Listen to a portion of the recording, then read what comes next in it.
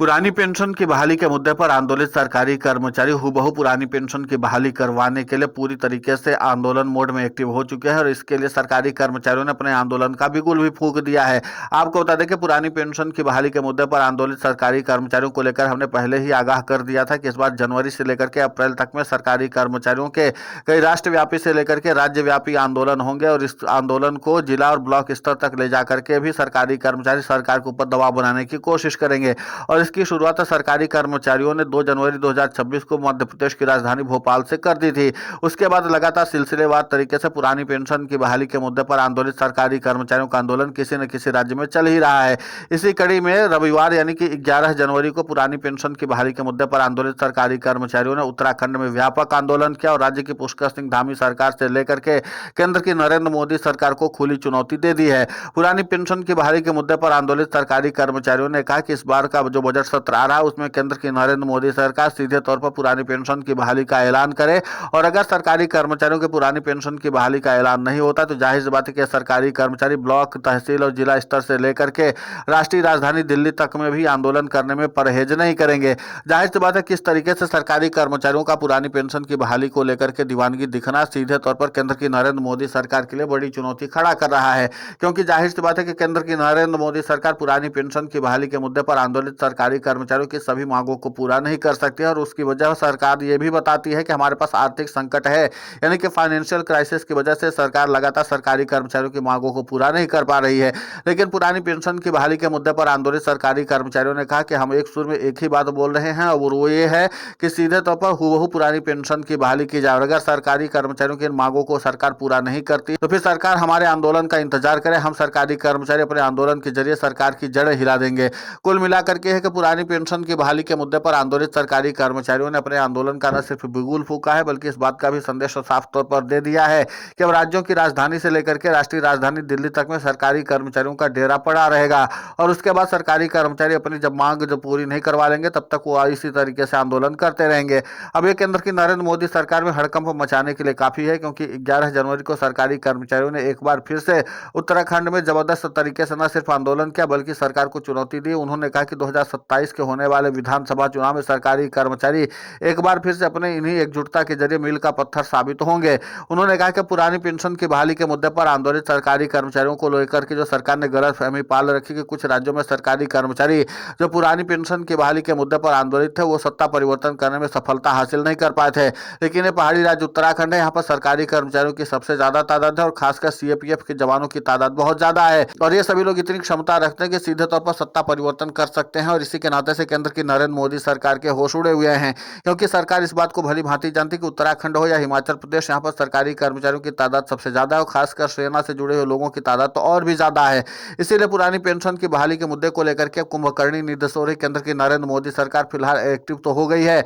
और इसी के साथ पुरानी पेंशन की बहाली के मुद्दे पर आंदोलित सरकारी कर्मचारियों की सभी मांगों को पूरा करने के लिए थोड़ा संजीदगी भी दिखा रही है। लेकिन देखना महत्वपूर्ण होगा कि जिस तरीके से पुरानी पेंशन की बहाली के मुद्दे पर आंदोलित सरकारी कर्मचारियों ने लगातार हर एक हफ्ते के रविवार में अब व्यापक आंदोलन करने का फैसला किया और उन्होंने कहा कि हर एक राज्य के विधानसभा चुनाव में पुरानी पेंशन की बहाली के मुद्दे पर आंदोलित सरकारी कर्मचारी निर्णायक भूमिका निभाने के लिए तैयार हैं। तो कुल मिलाकर के वोट की चोट से लेकर के सत्ता का घेराव करने तक में सरकारी कर्मचारी इस बार कोई गुरेज करने वाले नहीं है और इसीलिए पुरानी पेंशन की बहाली के मुद्दे पर आंदोलित सरकारी कर्मचारियों ने अब सरकारों की नींद को उड़ाना शुरू कर दिया। पुरानी पेंशन की बहाली के मुद्दे पर आंदोलित सरकारी कर्मचारी 1 जनवरी 2026 के बाद से ही साफ तौर पर इस बात का इशारा कर दिया था कि हम व्यापक आंदोलन के साथ ही 2026 का आगाज करेंगे और इसी के साथ 2 जनवरी 2026 को पुरानी पेंशन की बहाली के मुद्दे पर आंदोलित सरकारी कर्मचारियों ने मध्य प्रदेश की राजधानी में व्यापक आंदोलन करके सरकार को खुली चुनौती दी थी। अब इसके बाद माना यह जा रहा है कि पुरानी पेंशन की बहाली के मुद्दे पर आंदोलित सरकारी कर्मचारी जिस तरीके से अपनी रणनीति को और भी ज्यादा धार देने में जुटे हुए हैं वो केंद्र की नरेंद्र मोदी सरकार के लिए गले की फांस बनने वाला है,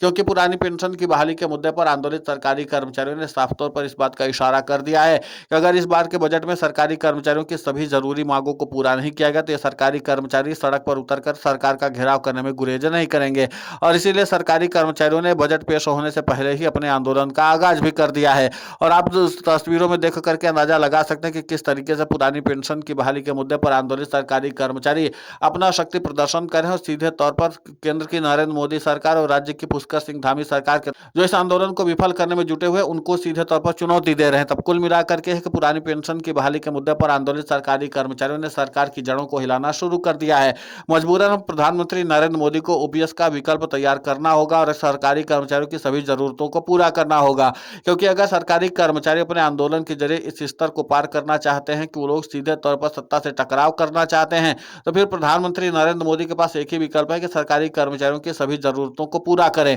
और अगर ऐसा करने में राज्य की सरकार से लेकर के केंद्र की नरेंद्र मोदी सरकार सफल नहीं होती, तो फिर जाहिर सी बात है कि सरकारी कर्मचारियों का उग्र आंदोलन होगा और उसको सरकार संभाल भी नहीं पाएगी, क्योंकि इस बार सरकारी कर्मचारी जो है वो सिस्टम का हिस्सा है और अगर वो सड़क पर उतरेंगे तो जाहिर सी बात है कि सरकार का सिस्टम भी चरमराएगा। और इसीलिए पुरानी पेंशन की बहाली के मुद्दे पर आंदोलित सरकारी कर्मचारियों ने बजट होने से ठीक पहले ही अपने आंदोलन का बिगुल फूंका है और इस बात का संदेश दिया कि सरकारी कर्मचारी हूबहू पुरानी पेंशन की बहाली होने तक किसी तरीके का आंदोलन करते रहेंगे